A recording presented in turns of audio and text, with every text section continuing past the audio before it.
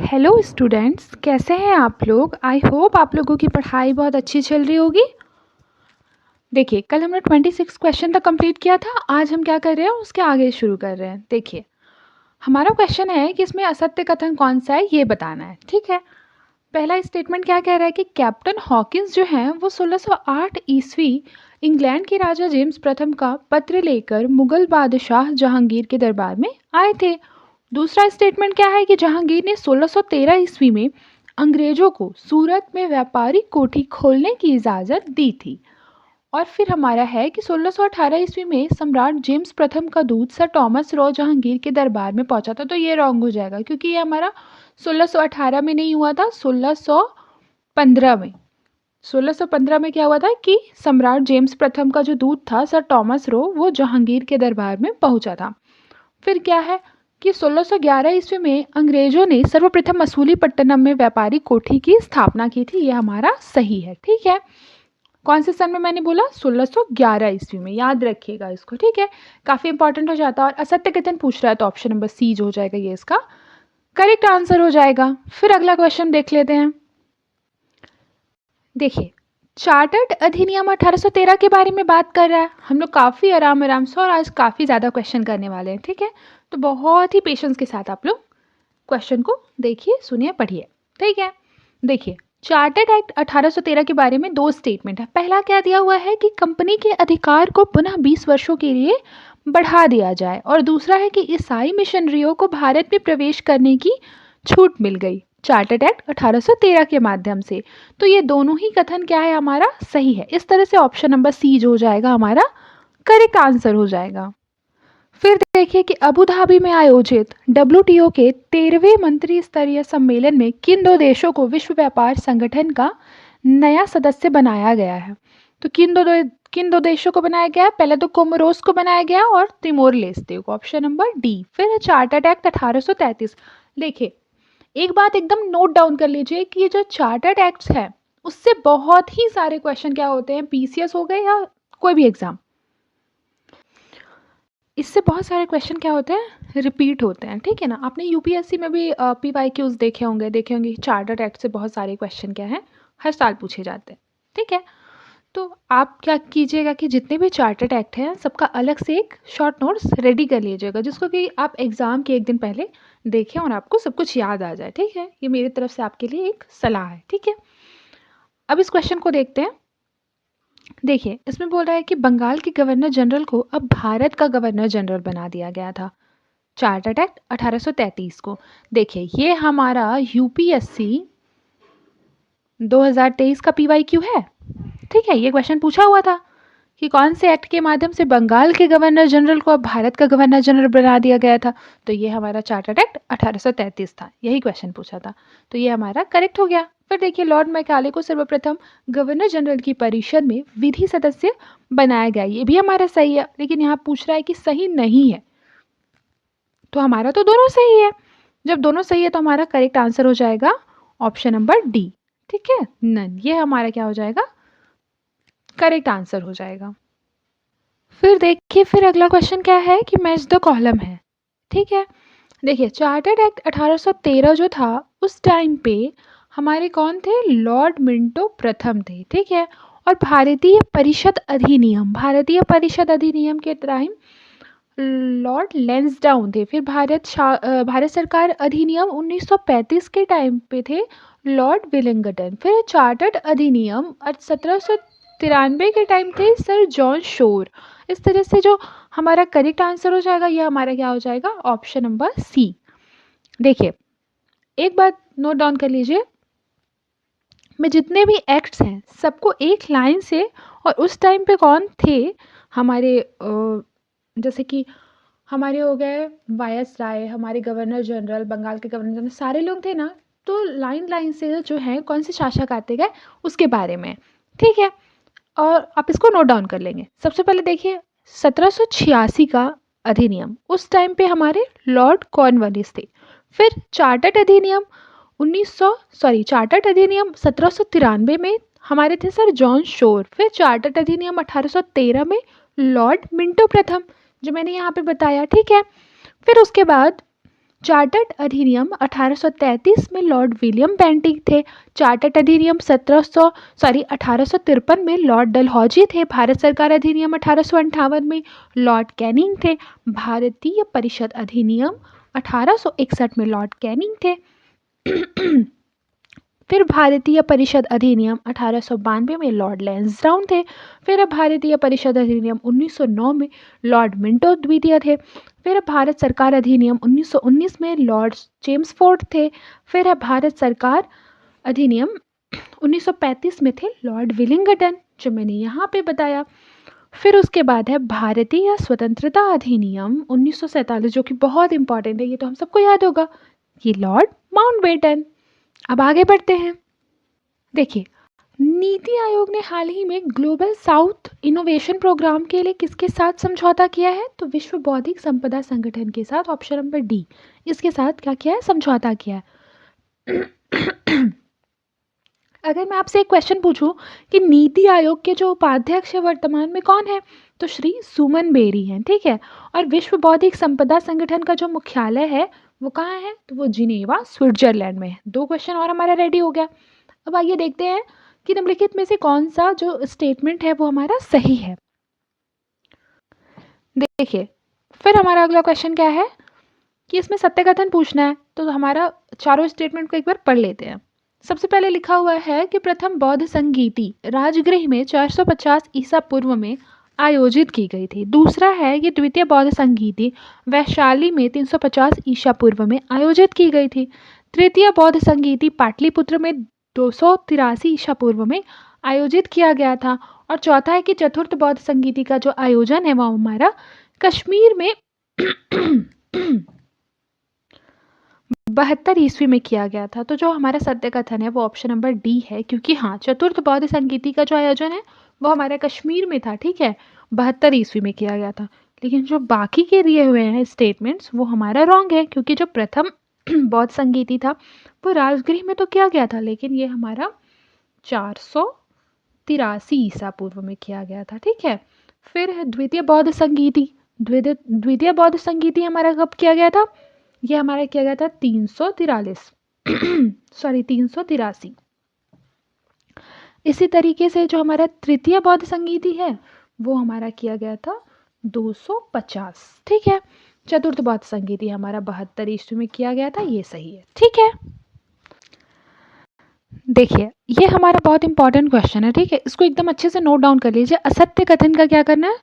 चयन करना है। देखिए, रैले आयोग जो है वो 1902 में लॉर्ड कर्जन के टाइम पे था, बिल्कुल सही है। सैडलर आयोग 1917 में लॉर्ड चेम्सफोर्ड, ये भी सही है। हार्टोग कमीशन पहली बात तो 1930 में नहीं आया था, ये हार्टोग कमीशन 1929 में आया था लॉर्ड इरविन के टाइम पे, ठीक है। फिर सार्जेंट योजना 1944 लॉर्ड वेवेल के टाइम पे, ये सही है।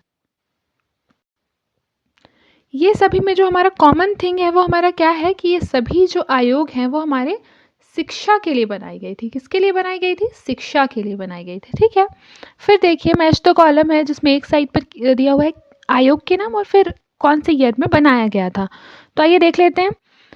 सबसे पहले देख लेते हैं इसमें कैंपबेल आयोग जो था वो बनाया गया था 1866 में। स्ट्रेची आयोग, स्ट्रेची आयोग जो है, देखिए मैं सारे आयोगों के नाम जो है वो एक साथ बोल दे रही हूँ और आप सभी उसको क्या कर लीजिए, नोट डाउन कर लीजिए। तो कैंपबेल आयोग के बाद स्ट्रेची आयोग, लाइन वाइज बता रही हूँ क्योंकि इससे ईयर याद रखने में क्या होगा, आपको आसानी होगी ना।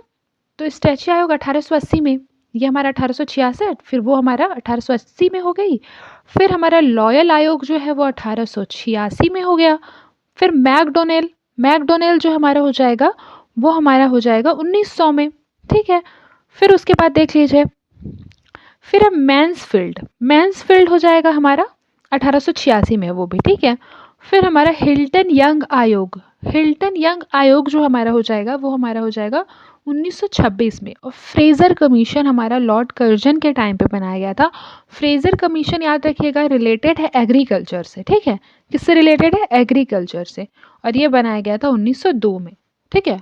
तो इस तरह से बहुत सारे आयोगों को मतलब साथ में दे देगा और कहेगा कि कालक्रमानुसार लगाना है, क्रम सजाना है। तो आप क्रम जब सजाएंगे तो याद रखिएगा कि फ्रेजर कमीशन जो है वो काफ़ी लास्ट में आया था, ठीक है। और सबसे पहले अगर बोल सकते हैं तो वो हमारा कैंपबेल आयोग आया था, ठीक है। और अगर पूछ दिया कि कैंपबेल आयोग जो है वो किससे रिलेटेड है, ठीक है, तो आप बताएंगे कि जो कैंपबेल आयोग है वो अकाल से रिलेटेड है। हिल्टन यंग आयोग पूछेगा किससे रिलेटेड है, तो आप बोलेंगे मुद्रा से रिलेटेड है। और पूछेगा कि मैकडोनेल आयोग जो है वो किससे रिलेटेड है, तो अकाल से रिलेटेड है। और फ्रेजर मैंने अभी आपको बताया कि एग्रीकल्चर से रिलेटेड है। आई होप आपको समझ में आया होगा, ठीक है। देखिए, हमारा देव समाज जो है, देव समाज ये हमारा शिव नारायण अग्निहोत्री थे इसके स्थापक। जस्टिस पार्टी के हमारा एन मुदलियार थे। सेवा सदन के हमारे बीएम मालाबारी। और नायर सर्विस सोसाइटी के हमारे मन्नार पद्मनाभ पिल्लई ये थे। तो इस तरह से जो करेक्ट आंसर हमारा हो जाएगा ऑप्शन नंबर बी। फिर देखिए, उत्तर प्रदेश सरकार ने हाल ही में नोएडा में फिल्म सिटी बनाने हेतु किस कंपनी के साथ समझौता किया है, तो यह किया है बेबू प्रोजेक्ट LLP के द्वारा, ठीक है। देखिए, एक तरफ पे दिया हुआ है कि सामाजिक सुधार अधिनियम, दूसरे टाइप पे क्या दिया हुआ है कि गवर्नर जनरल या वायसराय कौन थे। देखिए, शिशुवध प्रतिबंध, शिशुवध प्रतिबंध सबसे पहले तो 1804 में लगाया गया था। कब लगाया गया था? 1804 में। लिखते जा रही हूँ, ठीक है, आप भी नोट कर लीजिए। ये सर जॉन शोर के समय पे ही हुआ था। फिर है एज ऑफ कंसेंट का जो एक्ट आया था, ये कब आया था? बताइए कौन से सन में आया था एज ऑफ कंसेंट का एक्ट? बिल्कुल सही, 1891 में आया था। कब? लॉर्ड लैंसडाउन के टाइम पे। फिर दिया हुआ है हिंदू विधवा विवाह पुनर्विवाह, ठीक है। ये जो है ये हमारा, बताइए कब आया था? बिल्कुल सही, लॉर्ड कैनिंग के टाइम पे ही आया था, लेकिन 1856 में आया था। फिर शारदा एक्ट, शारदा एक्ट तो बहुत इंपॉर्टेंट है, ये लॉर्ड इरविन के टाइम पे आया था।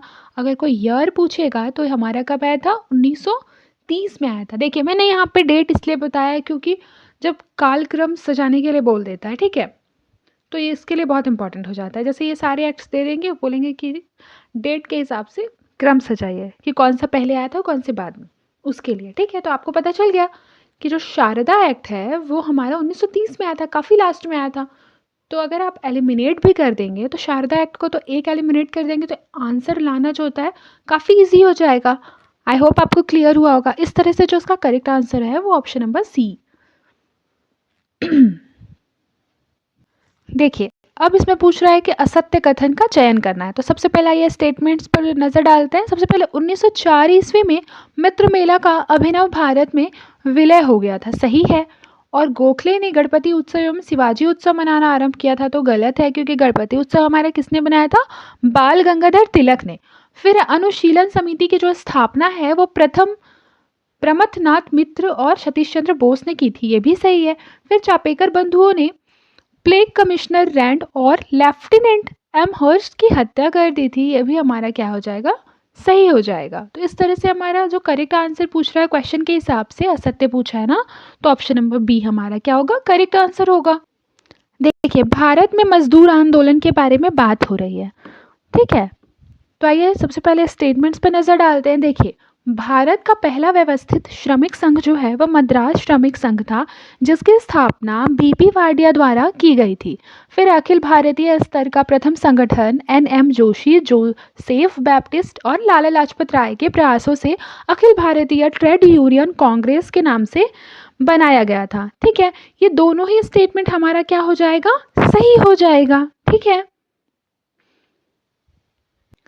देखिए, एक तरफ पे स्थापना वर्ष दिया हुआ है और दूसरे तरफ पे क्या दिया हुआ है? संस्था दिया हुआ है। और इसमें पूछ रहा है कि इनकरेक्ट कौन सा है। तो सबसे पहले 1929 में हमारा बनाया गया था भारतीय ट्रेड यूनियन फेडरेशन। 1931 में बनाया गया था लाल ट्रेड यूनियन, ठीक है। फिर हमारा 1930 में राष्ट्रीय मजदूर संघ नहीं बनाया गया था, क्योंकि ये बनाया गया था 1938 में, यहीं पे लिख दे रही हूँ, ठीक है। 1938 में राष्ट्रीय मजदूर संघ परिसंघ बनाया गया था। 1942 में नहीं बल्कि 1947 में हमारा बनाया गया था भारतीय राष्ट्रीय ट्रेड यूनियन कांग्रेस। इस तरह से अगर गलत बोलेंगे तो हमारा 3 और 4 क्या हो जाएगा? रॉन्ग हो जाएगा। तो इसीलिए हमारा जो करेक्ट आंसर होगा वो ऑप्शन नंबर डी हो जाएगा। फिर देखिए, नाटो ने किसे अगला नया महासचिव नियुक्त करने की घोषणा की है, तो ये की है मार्क रूट ने। फिर है विश्व स्वास्थ्य संगठन यानी कि WHO के अनुसार मंकी पॉक्स के सर्वाधिक मामले किस अफ्रीकी देश में मिले हैं? तो ये मिले हैं कॉन्गो लोकतांत्रिक गणराज्य में। ठीक है, फिर देखिए हाल ही में हिंद महासागर में 3 उच्चावच संरचनाओं का नामकरण किया गया है। निम्नलिखित में से कौन उन 3 नामों में से नहीं है? तो वो 3 नामों में से बताइए कौन नहीं है? बिल्कुल करेक्ट, अश्वघोष जो है वो 3 नामों में से नहीं है, और बाकी अशोक है, चंद्रगुप्त है और कल्पतरु है। ठीक है, फिर देखिए सत्य कथन के बारे में चुनना है, सत्य कथन कौन कौन सा है। तो आइए सबसे पहले देख लेते हैं क्वेश्चन क्या कह रहा है। देखिए एक तरफ पे दिया हुआ है दश कुमार चरित्र, रामचरित्र, द्वयाश्रय काव्य और नव साहसांक चरित्र, और किसने उसकी रचना की है वो चूज करना है। ठीक है, तो आइए देखते हैं। सबसे पहले तो देखिए दश कुमार चरित्र जो है वो दंडी ने लिखा है। ठीक है, तो ये हमारा क्या हो जाएगा, ऑलरेडी सही हो जाएगा। रामचरित किसने लिखा है? रामचरित लिखा है संध्याकर नंदी ने, ना कि बिल्हड़ ने। किसने लिखा है? संध्याकर नंदी ने, नोट कर लीजिए। फिर द्वयाश्रव्य काव्य, तो ये लिखा है हेमचंद्र ने, तो ये भी सही हो जाएगा। फिर नव साहसांक चरित्र जो है ये जयानक ने नहीं लिखा है, किसने लिखा है? पद्मगुप्त ने। किसने लिखा है? पद्मगुप्त ने। ठीक है, तो ये हमारा रॉन्ग हो जाएगा दूसरा और चौथा, और इसमें सही पूछ रहा है तो सही हमारा हो जाएगा 3। ठीक है, और अगर गलत पूछता तो हमारा कौन सा हो जाता? 2 और 4 यानी कि बी। ठीक है, तो क्वेश्चन पढ़ना अच्छी तरीके से बहुत ज़रूरी है, क्योंकि कभी आपने देखा होगा कि हमारा नहीं छूट जाता है, कभी असत्य पूछा है वो छूट जाता है, या कभी सत्य पूछ देता है। क्वेश्चन बहुत सारे डिफरेंट तरीके से पूछते हैं ना एग्जामिनर। देखिए अब हमारा असत्य युग्म के बारे में बात कर रहा है, तो असत्य जैसे जौगड़ अभिलेख, जौगड़ अभिलेख है कौन से स्थान पर? थाणे, यहाँ थाणे दिया हुआ है। लेकिन जो जौगड़ अभिलेख है वो हमारा उड़ीसा के गंजाम से मिला था। कहाँ से मिला था? गंजाम से। मैं लिख दे रही हूँ, ठीक है, ताकि आपको याद करने में ईजी हो, गंजाम। तो इस तरह से ये रॉन्ग हो जाएगा। फिर मास्की, मास्की हमारा कहाँ से मिला था बताइए? रायचूर से मिला था। रायचूर कहाँ है? कर्नाटक में, सही है। सोपारा, सोपारा हमारा गंजाम से मिला था क्या? नहीं, सोपारा हमारा कहाँ से है? सोपारा हमारा थाने से था। थाने कहाँ है? महाराष्ट्र में। फिर हमारा ब्रह्मगिरी, ब्रह्मगिरी कहाँ है? मैसूर में। तो इस तरह से अगर असत्य पूछ रहा है तो असत्य हमारा 1 और 3 यानी ऑप्शन नंबर सी हो जाएगा, और सत्य पूछता तो कौन सा होता? 2 और 4। फिर देखिए कि गंगा नदी प्रणाली के संदर्भ में निम्नलिखित कथनों पर विचार करना है। ठीक है, देखिए सबसे पहले गंगा नदी उत्तराखंड के गंगोत्री ग्लेशियर से भागीरथी के रूप में निकलती है, तो ये सही हो जाएगा। देवप्रयाग में जहाँ अलकनंदा भागीरथी से मिलती है, नदी को गंगा नाम मिलता है। ठीक है, ये भी बिल्कुल सही है। तो इस तरह से ऑप्शन नंबर सी जो हो जाएगा वो क्या हो जाएगा? हमारा सही आंसर हो जाएगा। फिर देख लीजिए नेटाल इंडियन कांग्रेस के बारे में क्वेश्चन क्या है कि नेटाल इंडियन कांग्रेस पहली भारतीय कांग्रेस थी जिसकी स्थापना महात्मा गांधी के नेटाल में भारतीयों के साथ होने वाले भेदभाव के खिलाफ लड़ने के लिए की गई थी। तो ये हमारा सही है। 1971 में इसे आधिकारिक तौर पर प्रतिबंधित कर दिया गया था, ये हमारा रॉन्ग हो जाएगा। ठीक है, क्योंकि प्रतिबंधित नहीं किया गया था आधिकारिक तौर पर। तो इस तरह से जो करेक्ट आंसर हो जाएगा वो हो जाएगा ऑप्शन नंबर ए।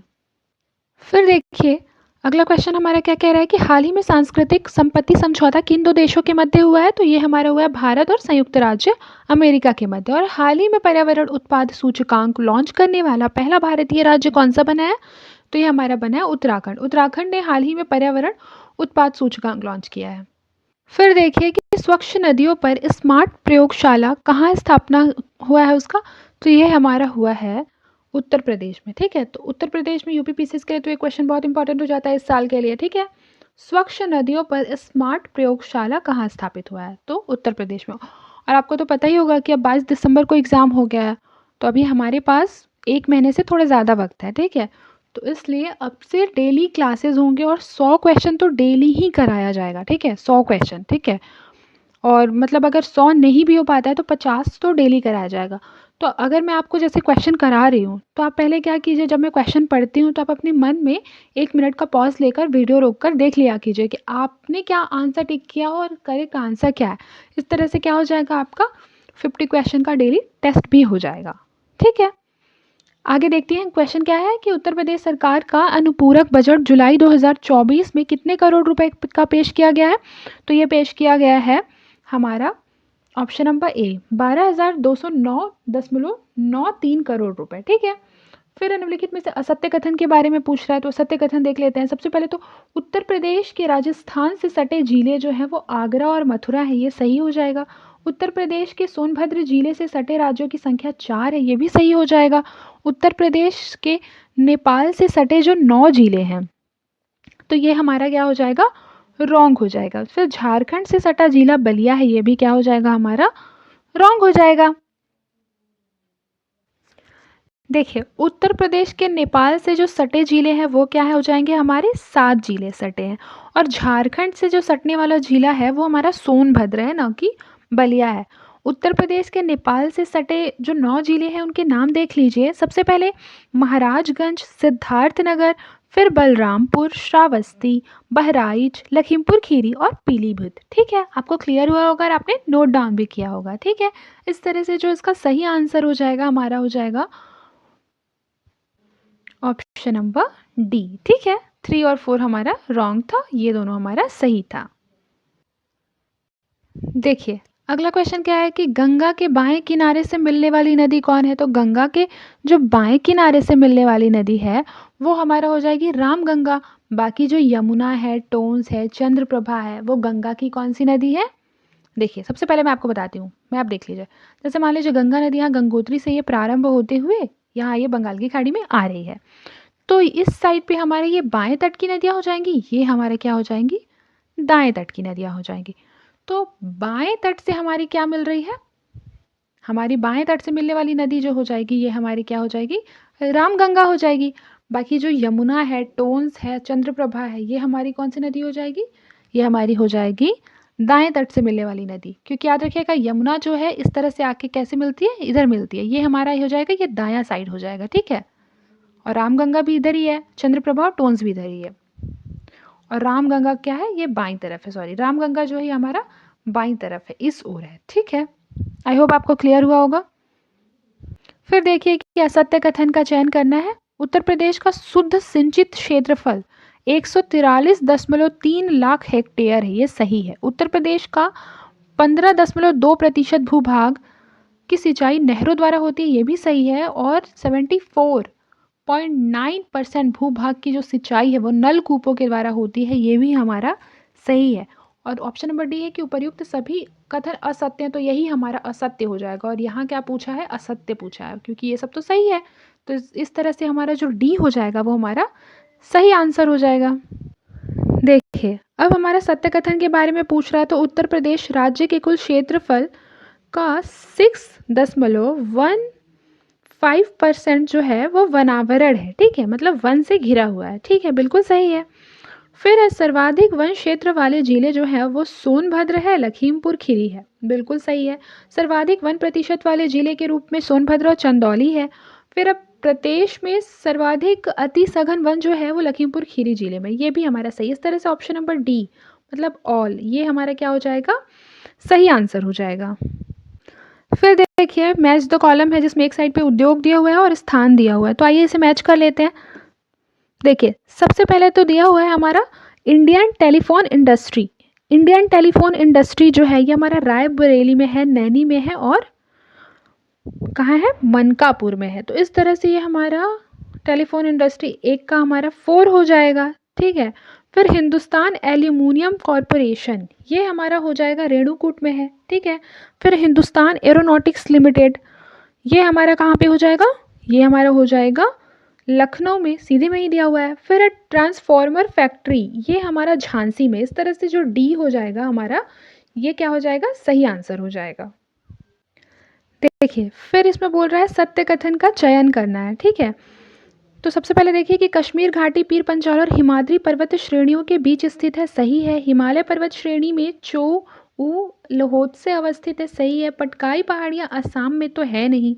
ठीक है, ये हमारे कहाँ पे पड़ेगी, पटकाई पहाड़ियाँ नागालैंड में, मेघालय, मिजोरम और मणिपुर, इन सब राज्यों में है। असम तो काफ़ी ऊपर हो जा रहा है। ठीक है, तो यहाँ नहीं है, तो ये हमारा रॉन्ग हो जाएगा। फिर अब पालघाट दर्रा जो है वो केरल राज्य में नीलगिरी एवं अन्नामलाई पहाड़ियों के मध्य स्थित है, ये हमारा सही है। इस तरह से ऑप्शन नंबर ए जो हो जाएगा ये हमारा करेक्ट आंसर हो जाएगा। फिर देखिए हमारा मैच दो कॉलम है, एक तरफ पे नर्मदा नदी दी हुई है, कावेरी, मांडवी और कर्णावती ये नदी दी हुई है, और कौन सी पहाड़ी से निकलती है उससे हमें मैच करना है। तो सबसे पहले क्या दी हुई है, नर्मदा नदी। नर्मदा नदी आपको पता होगा कि अमरकंटक की पहाड़ी से निकलती है, तो ये हमारा ए का एक हो जाएगा। कावेरी नदी, कावेरी नदी आपको पता होगा कि कर्नाटक के ब्रह्मगिरी की पहाड़ियों से निकलती है, ये भी हमारा मैच है सामने ही। फिर है मांडवी, मांडवी तो हाँ जम्बोती घाट से निकलती है, कर्नाटक के जम्बोती घाट, तो ये हमारा 4 हो जाएगा। कर्णावती कैमूर की पहाड़ी से निकलती है। आप बता सकते हैं क्या कैमूर की पहाड़ी कहाँ है? बिल्कुल, कैमूर की पहाड़ी जो है वो मध्य प्रदेश और हमारा झारखंड ये सब जगहों पे मतलब मिल के पाई जाती है। ठीक है, आई होप आपको क्लियर हो गया होगा। तो इस तरह से जो हमारा सही आंसर हो जाएगा ये ऑप्शन नंबर डी हो जाएगा। क्या हो जाएगा? Option number D. फिर देखिए डलहौजी द्वारा विलय किए गए राज्य को उनके कालक्रमानुसार क्या करना है? मैच करना है। सबसे पहले तो सतारा, सतारा हमारा कब हुआ था? विलय वर्ष क्या है सतारा का बताइए? तो इसका विलय वर्ष हमारा 1848 हो जाएगा सतारा का। उदयपुर का क्या है? उदयपुर का हमारा क्या है? 1852 हो जाएगा। फिर नागपुर, नागपुर का क्या है? 1854 हो जाएगा। आई होप आपको दिखाई दे रहा होगा। फिर अवध, अवध का हमारा क्या हो जाएगा? 1856 हो जाएगा। ये हमारा क्या है? 2-2 वर्ष का डिफरेंस हो गया। तो अब हमें मैच क्या करना है? हमें कालक्रमानुसार सजाना है। ठीक है, तो इस तरह से हमारा बी जो हो जाएगा ये हमारा सही उत्तर होगा। देखिए राजा राममोहन राय के बारे में क्वेश्चन क्या दिया हुआ है कि सती प्रथा के विरोध के लिए इन्होंने संवाद कौमुदी पत्रिका का उपयोग किया था। सही है, इनके द्वारा बांग्ला भाषा में मिरातुल अखबार का प्रकाशन किया गया, तो ये गलत हो जाएगा क्योंकि मिरातुल अखबार जो है वो फारसी भाषा में थी और प्रकाशन वर्ष हमारा क्या हो जाएगा? 1822 हो जाएगा। ठीक है, कौन सी भाषा में थी? फारसी भाषा में। लिख देती हूँ आपको ईजी होगा, फारसी भाषा। ठीक है, फारसी भाषा में थी 1822। फिर है 1825 में इन्होंने कलकत्ता में वेदांत कॉलेज की स्थापना की। ये और ये हमारा सही है, ये रॉन्ग है। इस तरह से देख लीजिए, ऑप्शन नंबर सी जो है सही आंसर हो जाएगा। फिर देखिए क्या बोल रहा है कि 1857 के विद्रोह से संबंधित कुछ पुस्तक दिए हुए हैं और उसके सामने क्या दिया हुआ है? लेखक दिया हुआ है। देखिए 1857 द ग्रेट रिवॉल्ट, ये अशोक मेहता के द्वारा लिखा गया है। फिर द सिपाही म्यूटेनी एंड रिवॉल्ट ऑफ 1857, ये आरसी मजूमदार के द्वारा। फिर द पीजेंट एंड द राज, ये एरिक थॉमस स्टोक्स के द्वारा। The Indian war of independence, ये वीर सावरकर के द्वारा। तो सामने सामने क्या है? मैच है। इस तरह से सुमेलित कौन से है? Option number D. ठीक है, देखिए एक हमारा मैपिंग का क्वेश्चन है जिसमें कि सी दिए हुए हैं, 4 सी दिए हुए हैं और उसको क्या करना है? दक्षिण से उत्तर की ओर ले जाना है। दक्षिण मतलब ये हमारा साउथ हो गया, ये हमारा नॉर्थ हो गया और इसको इस ओर ले जाना है। ठीक है, तो आइए देख लेते हैं। सबसे पहले पूर्वी चीन सागर, पूर्वी चीन सागर मान लीजिए हमारा यहाँ पे है। ठीक है, सबसे पहले ईस्ट चाइना सी है, उसके बाद हमारा येलो सी मान लीजिए यहाँ पे है। ठीक है, फिर क्या आएगा हमारा? येलो सी के बाद, येलो सी के बाद हमारा सी ऑफ जापान आएगा। येलो सी के बाद हमारा क्या आएगा? देखिए, और सबसे लास्ट में हमारा क्या आएगा? ओखोट सागर सबसे ऊपर। ठीक है, तो इस तरह से जो हमारा सही आंसर हो जाएगा ये हमारा हो जाएगा ऑप्शन नंबर ए। आप मैप बनाएंगे तो ये जैसे कि फॉर एग्जांपल ये मैप है हमारा नॉर्थ कोरिया का और यहाँ पे ये चाइना, तो इस तरह से जैसे ये हमारा हो गया, मैंने बताया ना आपको, ये पूर्वी चाइना सी हो गया और यहाँ पे मान लीजिए येलो सी हो गया और फिर आप पाएंगे कि यहाँ पे हमारा जापान सी और यहाँ ओखोट्स। ठीक है, आई होप आपको समझ में आया होगा। मैंने बहुत रफली ड्रॉ किया है, एक बार आप मैप देख भी लीजिए और बल्कि खुद से एक बार अच्छी तरह से क्या कर लीजिए? नेमिंग कर लीजिए। देखिए दिल्ली लाहौर षड्यंत्र केस जो है यह भारत के तत्कालीन वायसराय लॉर्ड मिंटो द्वितीय की हत्या का प्रयास था, तो ये गलत हो जाएगा। लॉर्ड मिंटो द्वितीय का नहीं, मैंने आपको ये पहले भी एक बार पढ़ाया जब हिस्ट्री, तो मैंने आपको बताया कि दिल्ली लाहौर षड्यंत्र केस जो था वो बेसिकली किस लिए हुआ था? क्योंकि वायसराय लॉर्ड हार्डिंग की क्या हो गई थी? हत्या का प्रयास हुआ था, लॉर्ड हार्डिंग की। और ये दिल्ली लाहौर षड्यंत्र केस जो है ये हमारा कब हुआ था? 1912 में हुआ था। कब हुआ था? 1912 में। तो ये तो हमारा रॉन्ग हो गया। फिर क्रांतिकारियों का जो नेतृत्व है वो रास बिहारी बोस ने किया था दिल्ली लाहौर षड्यंत्र केस में। ये हमारा सही हो जाएगा। तो हमारा एक रॉन्ग हो जाएगा और दूसरा क्या हो जाएगा? करेक्ट हो जाएगा। देखिए, ये क्वेश्चन जो है काफ़ी इंपॉर्टेंट है, इसमें सही सुमेलित कौन-सा है वो बताना है, ठीक है? तो देखिए, तमिलनाडु में सविनय अवज्ञा आंदोलन का जो स्थान था वो कौन-सा था और नेतृत्वकर्ता कौन थे, ये मिलाना है। तो देखिए, तमिलनाडु में तो सी राजगोपालाचारी थे, मालाबार में थे के केपलन, उड़ीसा में थे गोपाल बंधु चौधरी, पेशावर खान अब्दुल गफ्फार खान। तो इस तरह से हमारा 3 और 4 क्या है? मैच है और ये दोनों मैच नहीं है, ठीक है? तो इस तरह से करेक्ट आंसर कौन-सा हो जाएगा? बताइए, बताइए। बिल्कुल सही, ऑप्शन नंबर ए। अब देखिए निम्नलिखित में से कौन से जल निकाय मैगलन जल डमरू मध्य से जुड़े हुए हैं, ठीक है? तो ये जुड़ा हुआ है अटलांटिक प्रशांत महासागर। फिर है ओंटारियो झील अटलांटिक महासागर में किस नदी से जुड़ी है? तो सेंट लॉरेंस नदी से। फिर निम्नलिखित में से कौन सा राज्य पुनर्गठन आयोग का सदस्य नहीं था? तो ये हमारा कौन सा आयोग नहीं था? ये हमारा था बीजी खेर। बीजी खेर जो थे वो राज्य पुनर्गठन आयोग के मेंबर नहीं थे। Option number C. बाकी लोग थे, जैसे फजल अली हो गए, पडिक्कर हो गए, कुंजरू हो गए, ये लोग थे। फिर देखिए अगला क्वेश्चन क्या है कि चट्टगांव शस्त्रागार लूट 1930 से संबंधित इंडियन रिपब्लिकन आर्मी में निम्नलिखित में से किन महिला क्रांतिकारियों ने भूमिका निभाई थी? तो शांति घोष ने, प्रीतिलता वाडेकर और कल्पना दत्त ने निभाई थी। नलिनी सेनगुप्त ने नहीं निभाई थी। तो हमारे 1, 2, 4 किसमें है? Option number D. Option number D हमारा करेक्ट आंसर हो जाएगा। और एक बात मैं आपको बता दूं कि जो नलिनी सेनगुप्त थी वो इंडियन रिपब्लिकन आर्मी में भूमिका में नहीं थी, बल्कि इनके द्वारा कलकत्ता अधिवेशन 1933 की अध्यक्षता की गई थी। देखिए फिर मैपिंग का क्वेश्चन है कि दक्षिण भारतीय की नदियों को क्या करना है? उत्तर से दक्षिण की ओर ले जाना है। मतलब ये हमारा नॉर्थ हो गया, ये हमारा क्या हो गया? साउथ हो गया, और इसको हमको नॉर्थ से साउथ की ओर ले जाना है। तो सबसे पहले मैं तो इंडिया का रफ मैप साउथ का ड्रॉ कर देती हूँ रफली। देखिए ये इंडिया का साउथ का मैप हो गया। तो सबसे पहले हमारा हो जाएगा पलार रिवर। पलार रिवर हमारा यहाँ हो जाएगा। फिर पलार रिवर के बाद हमारा क्या हो जाएगा? पेन्नार रिवर हो जाएगा। पेन्नार के बाद हमारा लास्ट में क्या हो जाएगा? लास्ट में हमारा कावेरी नदी हो जाएगा, ठीक है? तो इस तरह से हमारा जो सही आंसर हो जाएगा ये हमारा हो जाएगा ऑप्शन नंबर ए, क्योंकि पहले हमारा आया पलार नदी, फिर हमारा पेन्नार नदी, फिर हमारा कावेरी नदी। फिर देखिए कि कौन सी पर्वत श्रृंखला भारत गंगा के मैदान को दक्कन के पठार से अलग करती है? तो ये विंध्याचल पर्वत श्रृंखला। देखिए कि किस समूह में सभी 4 देश संघाई सहयोग संगठन के क्या है? मेंबर हैं? तो ये हमारा है कजाकिस्तान, चाइना, भारत और रशिया। ऑप्शन नंबर ए जो है वो बिल्कुल सही है। देखिए जनसंख्या की जो वास्तविक वृद्धि की जो गणना है उसके हेतु क्या है? निम्नलिखित में से किन कारकों का यूज किया जाता है उसको चुनना है, ठीक है?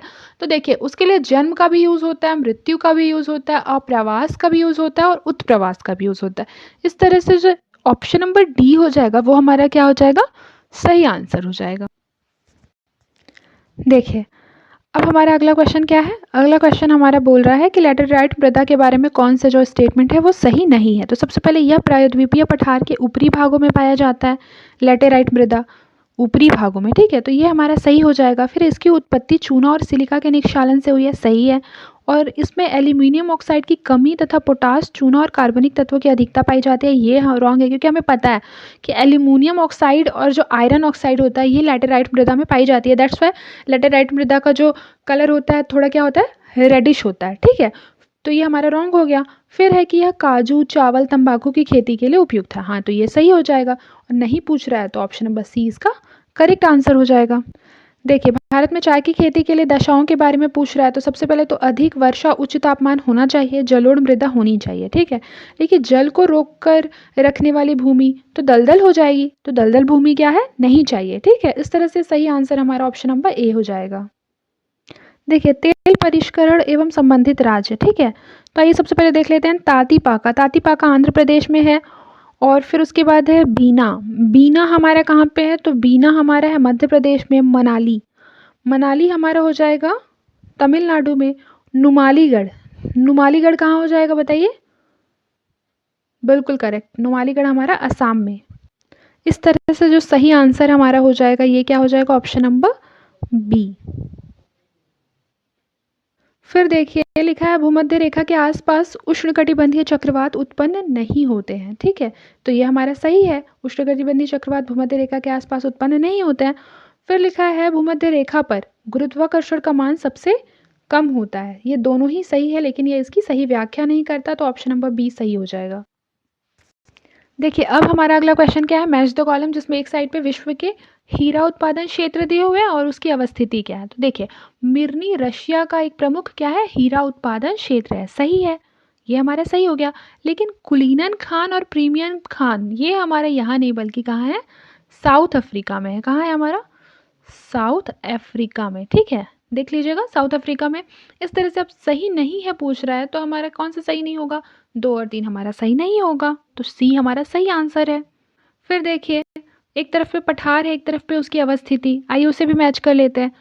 तो देखिए सबसे पहले तो चिया पास मैक्सिको में है, सही है, और अनातोलिया तुर्की में है, ये दोनों सही है। मेसेटा बेल्जियम में गलत हो जाएगा, उजार्क बोलीविया में है, ये गलत हो जाएगा, क्योंकि जो मेसेटा का पठार है वो हमारा कहाँ पे है, आइबेरियन प्रायद्वीप में है, ठीक है, जो कि कहाँ पे है, स्पेन की राजधानी मैड्रिड के पास है।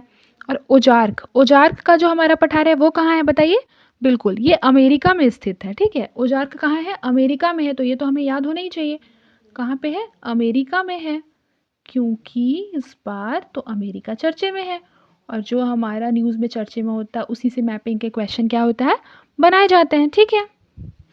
तो ये क्या बोल रहा है कि कौन से मैच है बोल रहा है ना, तो हमारा कौन सा मैच हुआ, 1 और 3, तो ये हमारा ऑप्शन नंबर बी। देखिए एक तरफ पे नगर है और एक तरफ पे क्या दिए हुए हैं, उद्योग दिए हुए हैं, ठीक है। तो देखिए लियोन, लियोन रेशम उद्योग के लिए सही है, हवाना सिगार उद्योग के लिए ये भी सही है, और कंसास जो है ये जहाज निर्माण के लिए नहीं बल्कि ये मांस उद्योग के लिए है। तो इस तरह से हमारा सही सुमेलित बोल रहा है, तो हमारा लियोन और हवाना हो जाएगा, तो मतलब ऑप्शन नंबर सी, ठीक है। अच्छा बताइए लियोन कहाँ है, लियोन हमारा फ्रांस में है, ठीक है। फिर उसके बाद हमारा हो जाएगा कंसास, ये हमारा कहाँ है, संयुक्त राष्ट्र अमेरिका में, हवाना हमारा क्यूबा, ठीक है। देखिए आर्थिक रूप से कमजोर वर्गों यानी ईडब्ल्यूएस के लिए आरक्षण के संदर्भ में अगर बात किया जाए, तो ईडब्ल्यूएस के लिए आरक्षण जो है वो मेजर जनरल एसआर सिन्हो की अध्यक्षता वाले आयोग की सिफारिशों के आधार पर दिया गया था, ये सही है। फिर 103 संविधान संशोधन के अंतर्गत क्या है, अनुच्छेद 15(4) और 16(4) जोड़ा गया था, तो ये गलत है क्योंकि 15(6) और 16(6) जोड़ा गया था, तो ये हमारा गलत हो मतलब हो जाएगा, और ये हमारा क्या हो जाएगा, सही हो जाएगा। देखिए अब भारत में मीठे पानी के झीलों के नाम पूछ रहा है, और उसमें से क्या है कि कौन सा मीठे पानी का झील है, और एक जो होगा वो खारा पानी का होगा, तो उसको साइड करना है। तो देखिए कोलेरू, वूलर, दीपोर बिल, ये हमारा क्या हो जाएगा, मीठे पानी का झील हो जाएगा, मतलब 1 2 4 ऑप्शन नंबर बी ये सही हो जाएगा। जो लोनार झील है वो महाराष्ट्र का क्या है, एक खारे पानी का झील है, ठीक है। फिर देखिए कि पृथ्वी की सतह के संपर्क में आने वाली वायु चालन के कारण गर्म हो जाती है, चालन के कारण, ठीक है, तो ये भी हमारा सही है। ऊर्जा के संवहन स्थानांतरण का यह प्रकार केवल क्षोभ मंडल तक ही सीमित रहता है, ये सही है। उत्तरी भारत में स्थानीय पवनों को लू कहा जाता है, जो कि अभिवहन प्रक्रिया का परिणाम है, ये भी सही है। इस तरह से ऑप्शन नंबर डी क्या हो जाएगा, हमारा करेक्ट आंसर हो जाएगा, ठीक है। देखिए ये हमारा आज का लास्ट क्वेश्चन है, बाकी का क्वेश्चन हम अगली क्लास में करेंगे। देखिए 42वें संशोधन अधिनियम 1976 के माध्यम से वन और जंगली जानवरों एवं पक्षियों के संरक्षण को राज्य के संघ सूची में स्थानांतरित कर दिया गया था, तो ये गलत है। किसमें स्थानांतरित कर दिया गया था, तो राज्य सूची से संवर्ती सूची में स्थानांतरित कर दिया था, किसे, वन और जंगली जानवरों एवं पक्षियों के संरक्षण को, ठीक है, किसमें, संवर्ती सूची में, तो ये हमारा रॉन्ग हो जाएगा। फिर राज्य के नीति निर्देशक सिद्धांत राज्य को पर्यावरण की रक्षा सुधार करने तथा देश के वनों और वन्य जीव की रक्षा करने का निर्देश देते हैं, तो ये हमारा सही हो जाएगा। फिर वृक्ष और वन आवरण मिलकर भारत के क्षेत्रफल का 33% भाग बनाते हैं, तो ये भारत का लक्ष्य है, ठीक है, लेकिन भारत अभी यहाँ तक पहुँचा नहीं है, तो ये भी हमारा रॉन्ग हो जाएगा। तो सही पूछ रहा है, तो सही हमारा ऑप्शन नंबर बी, ओनली 2 जो होगा वो हमारा क्या हो जाएगा, सही हो जाएगा। बाकी के क्वेश्चन अगली क्लास में करते हैं। आज के लिए बस इतना ही, ठीक है, तब तक के लिए अपना ख्याल रखिए और मन लगाकर पढ़ाई करते रहिए।